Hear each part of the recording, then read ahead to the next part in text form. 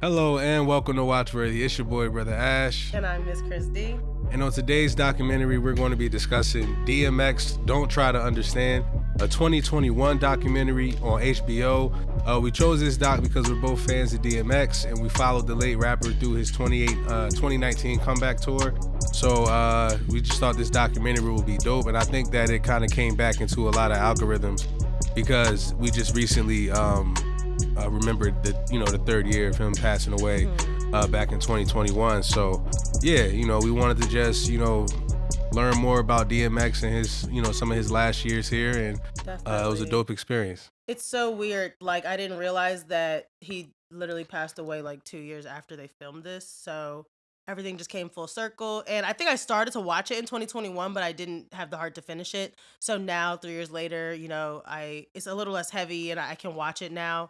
And also, this episode's coming out during Black Music Month, and you can't talk about Black music without talking about the legacy of DMX. So this documentary, I feel like, is different than some of the other films we've watched. The other films have kind of been like a chronological, example of people's lives, but this one was really like real time. Yeah. So we're just gonna do this episode a little bit differently, and instead of giving you a whole recap of DMX's life, we're just gonna talk about what we saw in the documentary and why we thought it was watchworthy.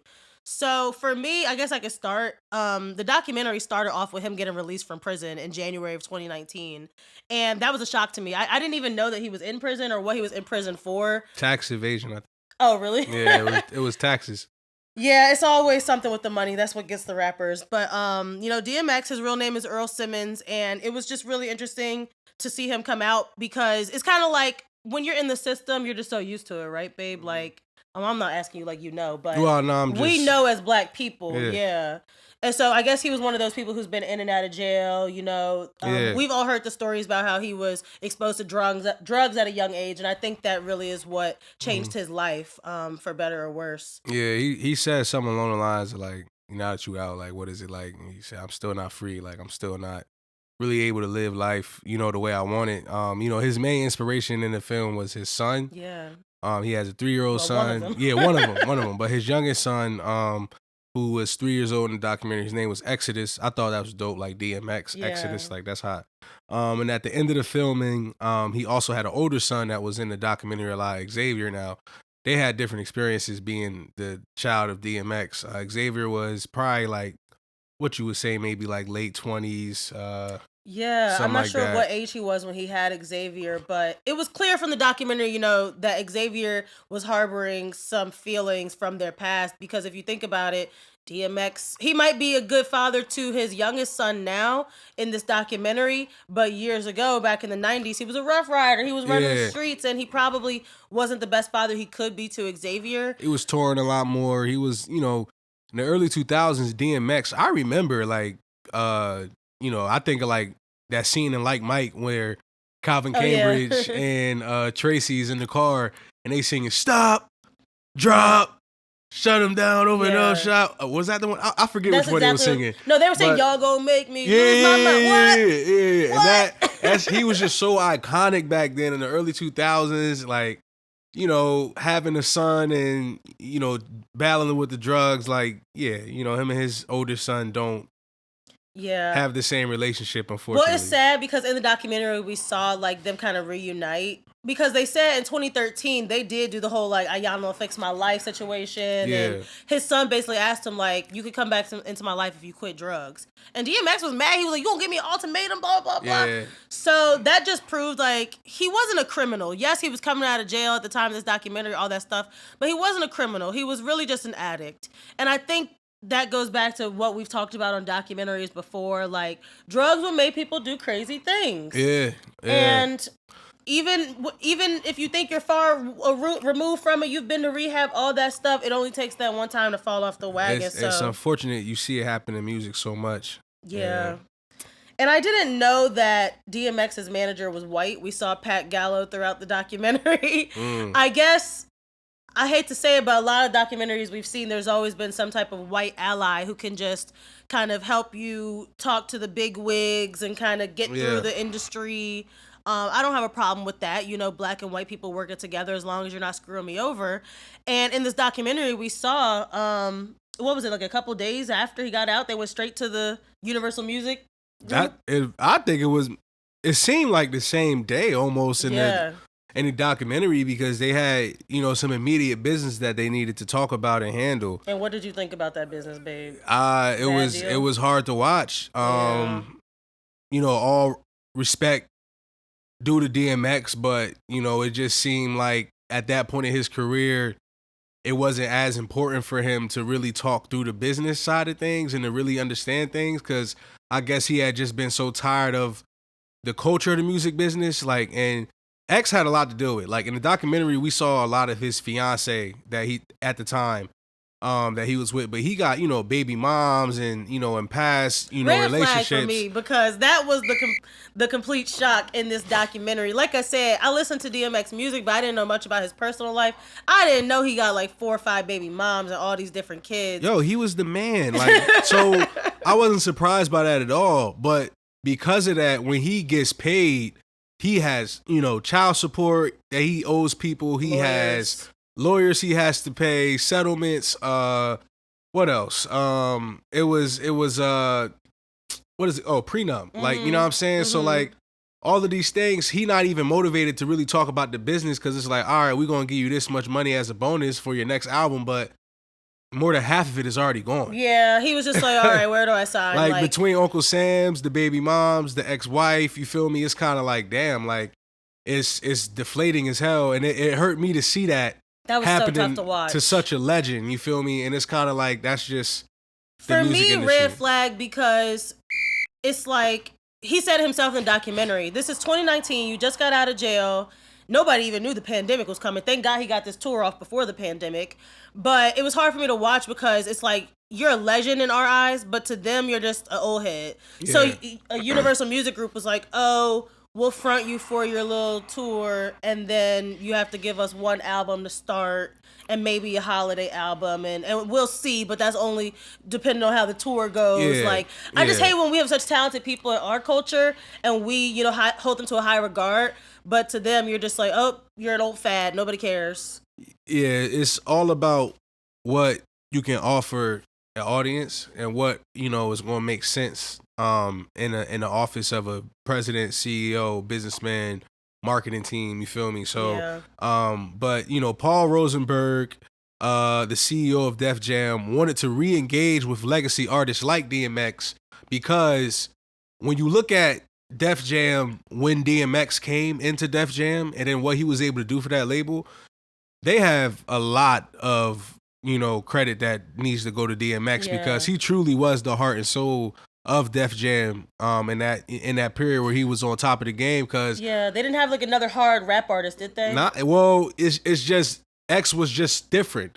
He connected to the streets, he connected to the college kids, he connected to the people at the festivals, you feel me? Like he was spiritual. He even connected to Christians. So it was that was really beautiful to see when he was on tour. The documentary was following him on tour, and a guy stopped him on the street. He was like, y'all with DMX? He said, let me just tell the camera, that man changed my life. He was like, I'm 52 years old. I've been in jail for like 25 years, and he understands it. He gets it.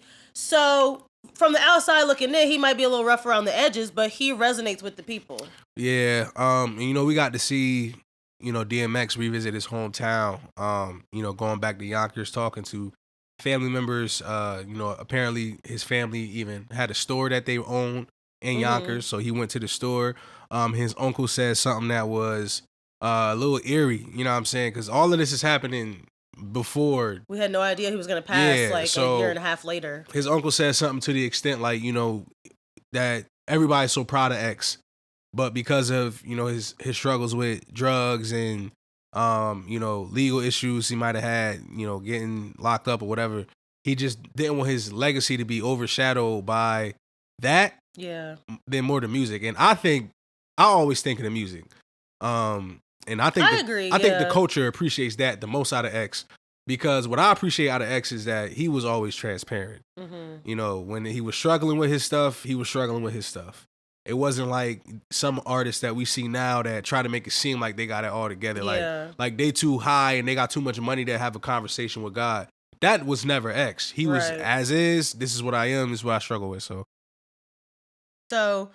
What do you think about in the documentary how he was really like doing his little motivational speeches and stuff?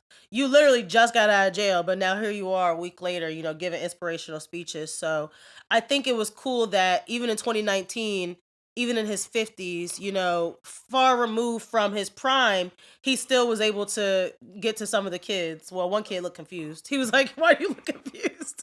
I Because think he probably didn't know DMX was coming to talk that day. But I think that was dope to see because he was connecting to this generation of people. Because when he was in his hood, like in some of the same projects he probably was hanging out in, yeah, or maybe lived in, whatever. And it was like, young rappers, like, what you do when you see a famous, legendary rapper you from your start home? spitting. You start spitting. So DMX was giving them real feedback, like, and encouraging them to do that, because he said something like, "This where I got my first fans." Mm-hmm. So telling them like, yeah, you gotta lay the ground here, and it was special seeing him give Yeah. back and encourage them. He not too big or too cool to do that. Yeah, I think that goes back to what you said about him being humble, and just being it's so weird because yes, like he considers himself a Christian, but then I mean, clearly he's done crack before. So like none of us are perfect. Yeah. And the thing about God is he'll take us back time and time again. And so he was talking about in the documentary how Phoenix, Arizona specifically, that was a place for him to kind of escape. Because even his own manager in 2019 during the documentary was like, we can't have X in New York for too long because he'll get into trouble. But I feel like every artist kind of has that place where they can escape and be away from all the riffraff. And Arizona seemed to be that place for him. And he said that your connection to God, you're not going to find it in a book. You're not going to find it in a church. He would have those conversations with people on the street, like you said. So he was very humble and he knew like where his help came from. So I love like, it's the juxtaposition of like, he was always this tough street nigga, but then he still was like, he would preach the gospel sometimes. There's levels to this, man. It's levels to being a black man. There's levels to being an artist in the music industry, where you was probably raised in the church, but now all your peers and your friends. He even said like a part of his parole was staying away from felons. That's hard. Can we talk about that? Red flag. Most of the people he knew, whether it was family, whether it was people he might have been making music with, was felons. Yeah, that's a red flag for me because going back to, it's almost impossible. They set you up to lose. It's like, oh, you got to get out there and get a job, but you can't be around felons. You can't drink. You can't be around alcohol. It's not like they set you up with a place to live when you get out of jail. Hell no. But luckily he did have his fiance, Desiree. So it seemed like he had a great support system. A lot of people loved him. It seemed like his baby moms kind of got along, I guess. There was a point in the documentary, I guess it was Mother's Day 2019, he like took all his baby moms out to dinner at once. So hey, look, man, you got to do what you got to do, and family was important to X. Like the whole documentary, like you kind of just seeing him all over his toddler, so Exodus, mesmerized. and I thought that was beautiful. But his older son Xavier says that his life, is like a tabloid. Yeah. They kind of touch back, with Xavier later in the documentary. He talks about when he was 6, and he mentions how like, they was on the Ayanla show in 2013, and he feels like since he was like at the tender age of 6, every question people asked him started off with, "Oh, some DMX son, DMX son, DMX son." Red flag. That's hard because they call him a nepo baby, nepotism baby, where you're the child of a celebrity, like Willow and Jaden or the Kardashians, and so at that point, people just expect you to be famous too. Even Northwest, I'll be keeping an eye on her. Like, please don't let her go off the rails, considering who her parents are. But like, that's a child, and so I'm glad Xavier seem to have his life together, but you're always missing that piece of having a normal childhood when you're a celebrity like that. So for me, it was really the fact that this man just got out of jail. He just got back on tour to make some money, and now people are already asking him for stuff. What did you think about that? When they was asking him left and right, I think let me hold $1. I think that's just human nature. Like, you gotta think like a lot of people from Yonkers maybe never left Yonkers. Mm-hmm. And the people asking him for money probably never got to see some of the stuff that he see, so they think that you pull up back to the hood in a Benz or a nice car, You know, the whole documentary, we seen X had a nice big old chain on, you know what I'm saying, through all the lawyers and stuff you got paid. Like, so yeah, that's the nature of the beast. You make it to a certain level, people gonna want something. People ask for handouts. Is that okay though? Like, I mean, I feel like you even experienced that, like now. Like, you ever like, don't tell your parents how much you make. That's what they say. like, yeah, you ever, you know, get a new job, or, you know, people might see that you find success and now they think that, yo, like, well, let me ask for something. Like, for example, like when I started doing more shows like that I planned, and, you know, I'm making the money off the shows and stuff, like, I noticed like people would ask me like, hey, like, I want to perform, like, just not knowing that, you know, it's levels to this, and I just don't got the ability to just let everybody come up. You know what I'm saying? Like, what are you bringing to the table to the point where, you know, I want to bring you on my team, or I want to, you know, put you in a situation to, you know, affiliate yourself with what I got going on. Because for all I know, you just hopping on a trend. So it's kind of hard to be that person, because the second you tell people no, like, oh, what you mean I can't have $500 X? What about the? You don't fuck with me no more? What about like, the autographs? And there was that one kid in the documentary who was like, "I've been trying to chase you down for 7 years, so I don't owe you anything." Look. And at this point in the documentary, we're seeing that DMX is broke, so I would have been charging people for my photograph. I don't know if he was broke. He didn't look like he had it all together. I feel like what we saw was more of a struggle, like, with, you know, his personal issues. But I think that's, and forgive me, I'm an artist too, but I think that's selfish of the fans, for real. To think that just because you've been, you know, a fan of somebody, you listen to their music, that they still can't be human and still want to go home after they've been touring. This man 50-something years old. He's been touring. He's in a club trying to go sing home. His old songs and cut a check. And he signs autographs and he talks to people. So if you get told no, why the fuck you been chasing him for 7 years? What are you, the cops? Like, you know what I'm saying? Like, what are you doing where you had that much time to follow DMX? But that's what I'm saying. When we get to like the Beehive and like all these super fan groups, they be expected so much from they're just a person. That's what I'm saying. That's why I don't get mad at artists like DMX or celebrities like DMX that aren't afraid to say that it's too much sometimes. Like, because it is. You got a lot of fans. Like, X has, you know, inspired a lot of people, but he don't know all those people, and that's not his job to.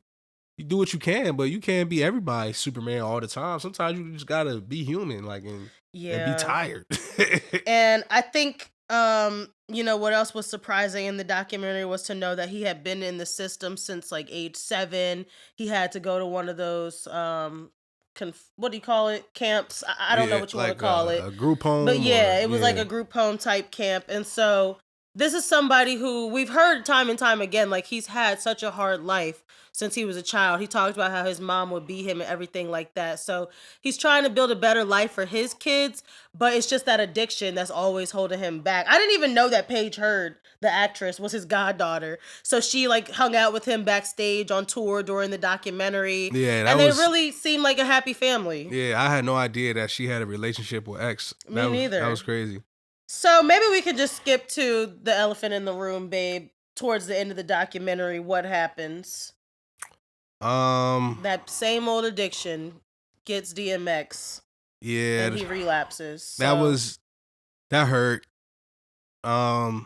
Well, can you just explain for the people why it was so watchworthy, like what was going on in the documentary? Like, they literally were about to film for a part of the documentary, and then... Yeah, you know, he relapsed, and he ended up in a rehabilitation center, and... But nobody knew. They couldn't find him for days. Like, you can't just disappear. You can't just ghost like that. That's the struggles of drug addiction, because how do you just walk back into your home with your toddler after you relapse like nothing happened? So I guess he had the wherewithal to check himself in. That shit has a control over you sometimes, and even being in prison for those 12 months, you know, sometimes cold turkey ain't treatment. You feel me? Like truly treating an addiction is one of the hardest things to do, like, as a human being. Yeah. So I just commend X for I'm gonna put a red flag. I'm sorry, for fighting it, but not like, for him relapsing. You know that happens, but you have a whole team of people around you, and none of these either you didn't feel close enough to tell these people, or you were embarrassed to tell them, or they didn't have an eye on you like they should have. Your security guard didn't know where you were. Your manager didn't know where you were. The people who are recording this documentary, following you around with cameras, didn't know where you were. You didn't answer your phone the whole time, and then finally his fiance answered the phone and was like, "Yeah, he's here with me. He's sleeping." yeah, at the end of the day, he a grown man though. Like, he gonna do what he want. Like, if I wanted to get up right now in the middle of this podcast and go throw eggs at the dumpster, nobody's gonna stop me from doing that. I know, but as your partner, I'm sitting here with you. I will be the voice of reason, like, "Hey, don't do that." So, But still, if I could hear you and be like, okay, and still go do it. Like, I know. I just So- feel like all those people, they were all like, "Oh, where's X? We're calling him. We can't find him." Like, I thought he was gone. Honestly, I thought, "Oh my God, did they film his death on the documentary?" But it was just him relapsing, and so that was really shocking to see towards the end of the documentary. I guess I'm not sure how he died. I'm sure it was probably some complications. I don't know if it was an overdose or anything, but just to see him going through this just a year before, and seeing how he left behind all these children, especially a 3-year-old, or I guess he was 5 by the time he passed, but still, it's hard to watch. That's why I say, like, I tried to watch the documentary before and I couldn't really stomach it. And now looking back, just remembering his legacy and how many people he touched in his last days, that was really inspiring to me. Any more red flags or anything you want to call out? I don't have no red flags, man. I don't want to like talk about what X did wrong. Like, DMX was human as fuck. And I think if anything, we can learn from his legacy and this documentary in particular that it's never too late to improve, but don't ever put that shit off. Yeah. And don't never take shit for granted. Like, because if you do have a little baby that you love, then yeah, you could end up locked up for a year and end a chunk of his life. Yeah. And, if you don't take care of your health problems and your addictions and things that you need to work on, it can overcome you.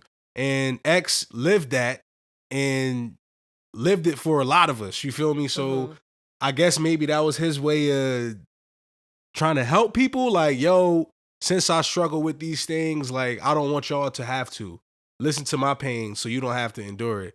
So that's what I got from this documentary. So, I guess we could get into the Watchy Awards and stuff. Sure. Do you got a Watchy Award for this? For me, I do want to give it to Xavier. He was cool to watch in the documentary, to just hear his side of things, because we always talk about, like, child celebrities, but what if you're just the child of a celebrity?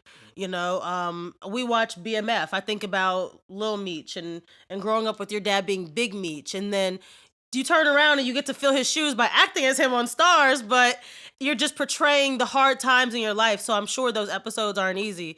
And same for him. It probably wasn't easy for him to get on this documentary and talk about it.